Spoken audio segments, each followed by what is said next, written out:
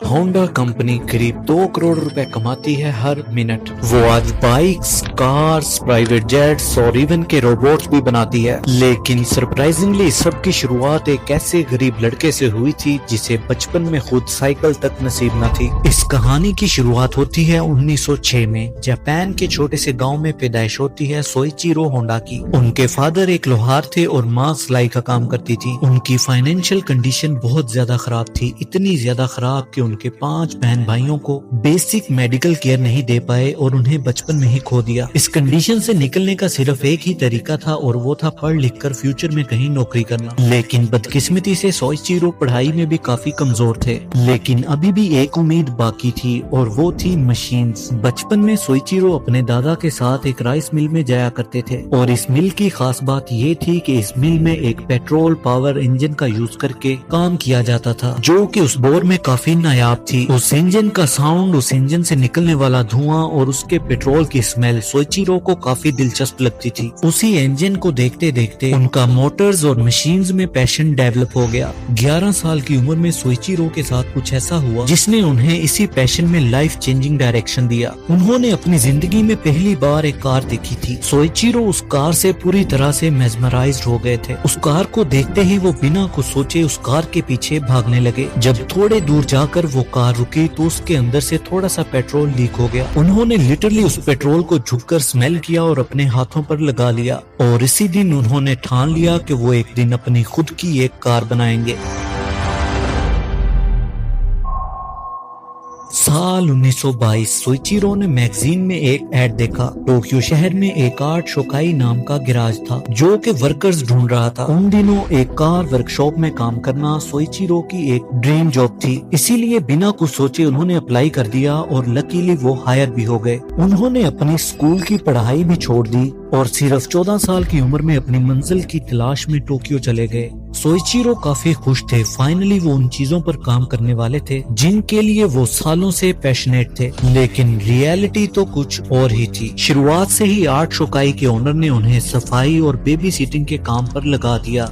धीरे धीरे वक्त गुजरता गया, महीनों गुजर गए, लेकिन उन्हें कार को हाथ लगाने नहीं दिया गया। वो अब उम्मीद खोते जा रहे थे। कई बार उन्होंने काम छोड़कर घर जाने का सोचा, लेकिन वो सिर्फ इसलिए रुक गए कि इस फेलियर के बाद उनके पास अपने माँ बाप को फेस करने की हिम्मत नहीं थी। साल 1923 में जापान में एक बहुत बड़ा जलजला आया, द ग्रेट कांटो अर्थक्वेक। जापान में बहुत बड़े लेवल पर तबाही मच गई। सरप्राइजिंगली यही अर्थक्वेक सोइचिरो के लिए लकी साबित हुआ। इस जलजले के बाद 8 के ज्यादातर मैकेनिक अपने अपने गांव, अपने घरों को रिपेयर करने के लिए चले गए। वर्कशॉप में सिर्फ सोइचिरो और सिर्फ एक और मैकेनिक बचे थे। फाइनली ओनर को सोइचिरो को काम पे लगाना ही पड़ा। ना सिर्फ वो अब कार रिपेयरिंग सीख रहे थे, बल्कि साथ में उन्हें मोटरसाइकिल और कार्स को टेस्टिंग करने का मौका भी मिला। सोइचिरो का काम देखकर सभी लोग हैरान थे। वो बहुत जल्द वहाँ के सबसे बेस्ट मैकेनिक बन गए और एक के बाद एक प्रमोशन होता चला गया। उसी दौरान जापान में मोटर स्पोर्ट्स की पॉपुलैरिटी बढ़ती जा रही थी कि फिर आर्ट शोकाई के ओनर ने सोइचिरो को एक रेसिंग कार असेंबल करने को कहा। सोइचिरो ने अमेरिकन कर्टस पिपलाइन का इंजन लिया और एक अमेरिकन मिचेल कार की बॉडी का यूज करके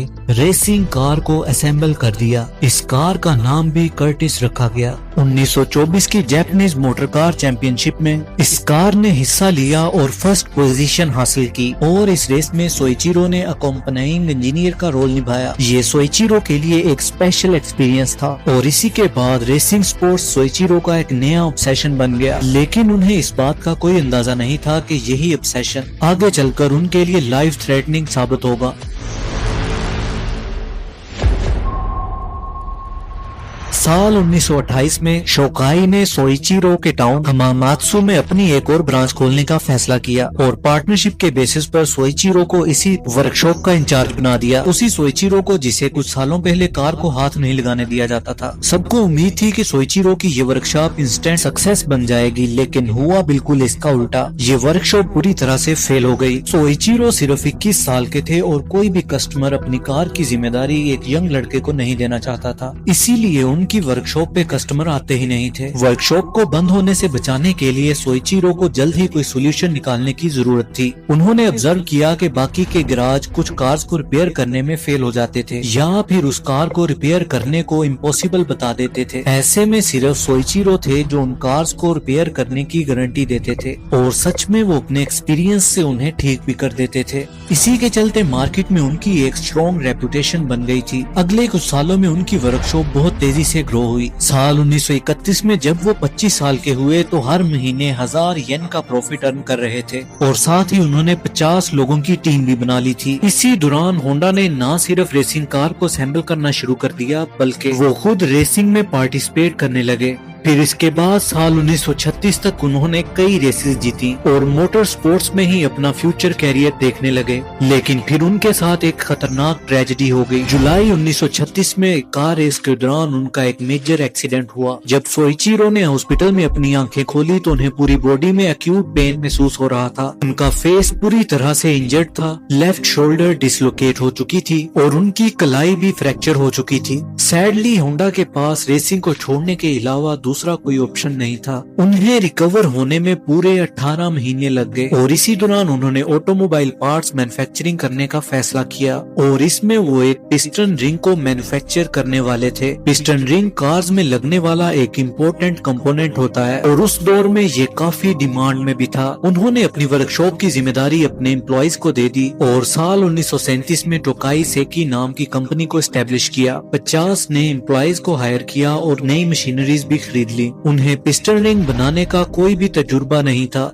इसी वजह से फैमिली और फ्रेंड्स ने उन्हें इस बिजनेस के अगेंस्ट वार्न किया, लेकिन सोइचिरो ने किसी की नहीं सुनी। उन्होंने कहा कि मैं अगर किसी चीज को एक बार देख लूं तो मैं उसे दोबारा बना सकता हूँ। I can build anything if I see it just once. वो दिन रात फैक्ट्री में अपने वर्कर्स के साथ काम पे लग गए। कई महीने गुजर गए और उनकी सारी सेविंग्स खत्म होने लगी, ताकि फैक्ट्री को चालू रखने के लिए उन्हें अपनी वाइफ की ज्वेलरी तक बेचनी पड़ी। लेकिन इस सब के बावजूद भी वो एक प्रॉपर पिस्टन रिंग बनाने में फेल हो गए। फाइनली सोइचिरो को रियलाइज हुआ कि एक प्रॉपर पिस्टन रिंग बनाने के लिए उनके पास मालूमात बहुत कम है। इसीलिए उन्होंने 31 साल की उम्र में हमामात्सु हाई स्कूल में मेटलर्जी पढ़ने के लिए स्पेशल स्टूडेंट के तौर पर एडमिशन ले लिया। उन्होंने अपनी तालीम को फैक्ट्री में अप्लाई किया और फाइनली नवंबर 1937 में उन्होंने एक एक्सेप्टेबल पिस्टन रिंग बना लिया। अगले 2 सालों में वो न सिर्फ टोयोटा और सुजुकी को पार्ट सप्लाई कर रहे थे बल्कि नेवी के लिए भी वो पार्ट्स और मशीनरीज बनाना शुरू कर चुके थे। साल 1940 के आते आते उन्होंने एक मैसिव प्लांट सेट कर लिया था और बिजनेस काफी तेजी से ग्रो हो रहा था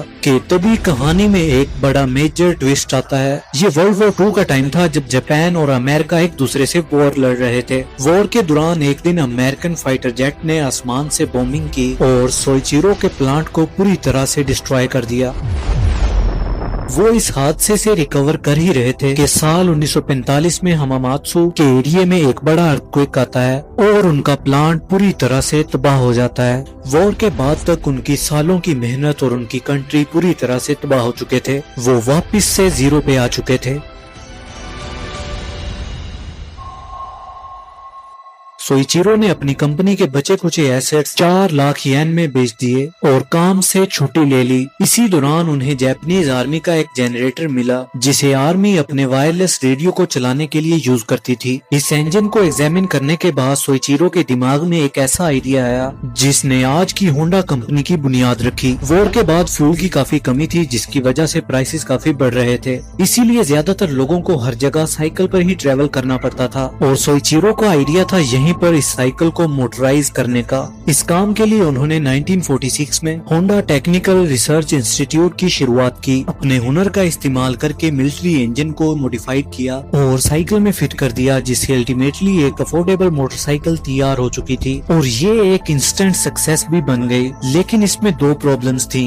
पहली ये कि उनके पास सिर्फ 500 मिलिट्री इंजन बाकी थे और डिमांड बहुत ही ज्यादा थी, और दूसरा ये कि मिलिट्री इंजन भी पेट्रोल पर चलते थे और पेट्रोल काफी एक्सपेंसिव था। इस प्रॉब्लम को सॉल्व करने के लिए सोइचिरो ने खुद का इंजन डिजाइन किया और उसे यूज करके मोटरसाइकिल बनाने लगे। इन मोटरसाइकिल की खास बात ये थी कि इन्हें चलाने के लिए 100% पेट्रोल की जरूरत नहीं थी। पाइन ट्री की जड़ों से बनने वाला रेजन और पेट्रोल को मिक्स करने से जो फ्यूल बनता था, ये मोटरसाइकिल उससे भी चल सकती थी। यही वजह थी कि सोइचारू की ये जुगाड़ू मोटरसाइकिल हाथों हाथ बिकी। इस सक्सेस के बाद सोइचारू ने एक प्रॉपर मोटरसाइकिल बनाने का सपना देखा और इसे अंजाम देने के लिए उन्होंने एस्टेब्लिश की द होंडा मोटर कंपनी।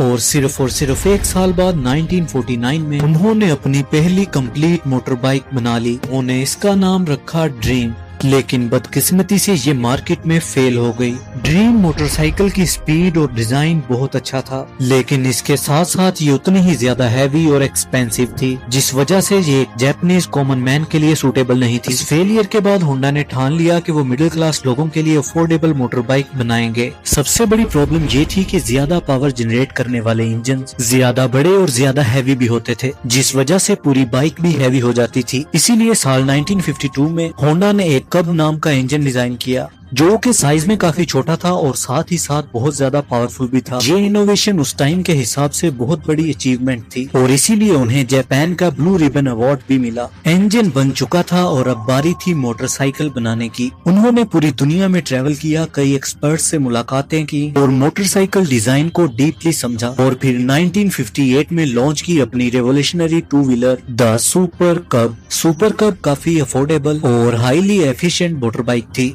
इसकी सबसे बड़ी खासियत ये थी कि इसे कोई भी चला सकता था, इसीलिए इसने लॉन्च होते ही जापान में कंपटीशन को ऑलमोस्ट किल कर दिया। अर्ली 1960s तक होंडा मार्केट में नंबर 1 बन चुके थे और इसके साथ साथ वो जापान के आसपास की कंट्रीज में बाइक एक्सपोर्ट भी कर रहे थे। लेकिन दुनिया के सबसे बड़े मार्केट को अभी भी कैप्चर करना बाकी था और वो मार्केट था अमेरिका।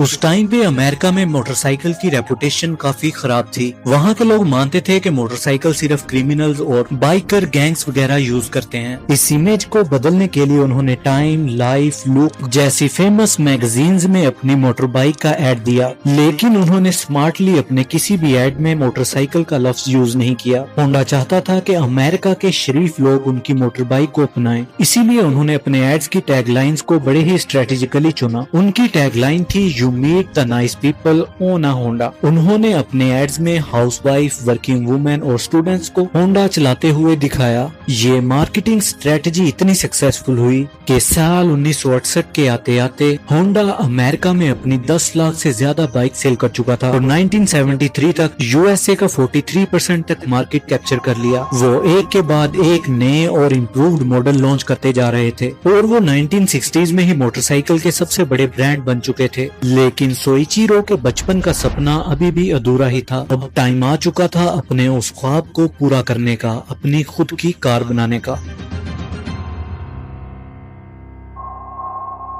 1960s तक जापान में ऑलरेडी टोयोटा, निसान और सुजुकी जैसी कंपनी मार्केट पे राज कर रही थी। कंपटीशन काफी स्ट्रिक्ट था, इसीलिए सभी ने सोइचिरो को कार मार्केट में एंट्री लेने से मना किया। लेकिन सोइचिरो डिसीजन ले चुके थे। उन्होंने अंधा टाइम और पैसा इन्वेस्ट करके 1963 में अपना पहला 4 व्हीलर लॉन्च किया। लेकिन उनका पहला 4 व्हीलर कोई कार नहीं थी, बल्कि T360 नाम का एक पिकअप ट्रक था। बदकिस्मती से ये ट्रक कमर्शियली फेलियर रहा। होंडा की शुरुआत अच्छी नहीं हुई थी, लेकिन उन्होंने हमेशा की तरह हार नहीं मानी। उन्हें मोटरसाइकिल मार्केट में सक्सेस तब मिली थी जब उन्होंने एक आम आदमी के लिए मोटरसाइकिल बनाई थी। सिमिलरली 1967 में उन्होंने कॉमन जापानीज फैमिली के लिए होंडा N360 लॉन्च की, जो कि एक स्पेशियस और हाई माइलेज देने वाली कार थी। लेकिन उसकी खासियत थी उसकी प्राइस। होंडा N360 अपने कंपटीटर से करीब 25% तक चीपर थी। इसने लॉन्च होते ही जापानीज मार्केट को क्रैश कर दिया। जापान में तो सक्सेस मिल चुकी थी, लेकिन अपने 4 व्हीलर से एक ग्लोबल इम्पैक्ट करना अभी भी बाकी था। 1970s में होंडा ने एक बहुत बड़ी अपॉर्चुनिटी को स्पॉट किया। उस टाइम पे पूरी दुनिया में ऑयल क्राइसिस चल रहा था, जिस वजह से फ्यूल काफी महंगा था और साथ ही यूएस गवर्नमेंट ऑटोमोबाइल से होने वाले पोल्यूशन से काफी ज्यादा कंसर्न थी।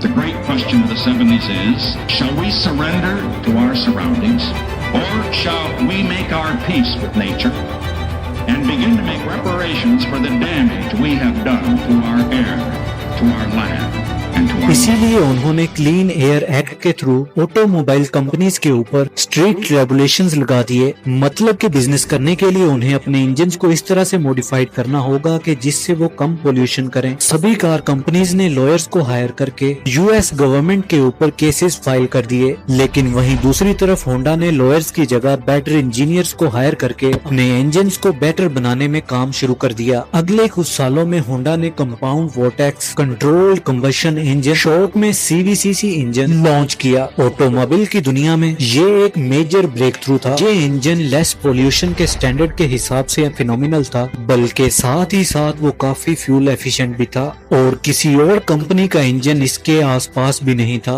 फिर इसके बाद 1975 में होंडा ने अपने इसी इंजन के साथ होंडा सिविक को लॉन्च किया। ये कार कस्टमर और गवर्नमेंट दोनों की रिक्वायरमेंट को 100% पूरा कर रही थी और जैसा कि उम्मीद थी इस कार ने अमेरिकन मार्केट को हिलाकर रख दिया। होंडा सिविक आगे चलकर दुनिया की सबसे मशहूर तरीन कारों में से एक बनी और इसके नए मॉडल्स आज भी मार्केट में लॉन्च किए जाते हैं। The all-new 2022 Honda Civic Sedan. इस सक्सेस के बाद there was no looking back. Honda ने इसके बाद होंडा अकॉर्ड और होंडा सिटी जैसे मॉडल्स लॉन्च किए, जिसने अपस्केल कस्टमर्स को भी सक्सेसफुली टारगेट किया। फाइनली सोइचिरो होंडा ने ऐसी कार्स बना ली थी जिसने उनके साथ साथ पूरे वर्ल्ड को फैसिनेट किया था। जापान के छोटे से शहर के छोटे से गरीब लड़के का बड़ा सा सपना अब पूरा हो चुका था। सोइचिरो का कहना था कि सक्सेस इज 99% फेलियर और हम सब फेलियर से कहीं न कहीं डरते हैं। सोइचिरो होंडा की लाइफ स्टोरी से ये प्रूव होता है कि फेलियर किसी की भी जर्नी का एक क्रूशियल हिस्सा है। फेलियर एक अपॉर्चुनिटी है to learn, to improve and ultimate to succeed. उम्मीद करता हूँ कि आपको आज की वीडियो इंटरेस्टिंग और इन्फॉर्मेटिव लगी होगी। इसी के साथ मुझे दीजिए इजाजत।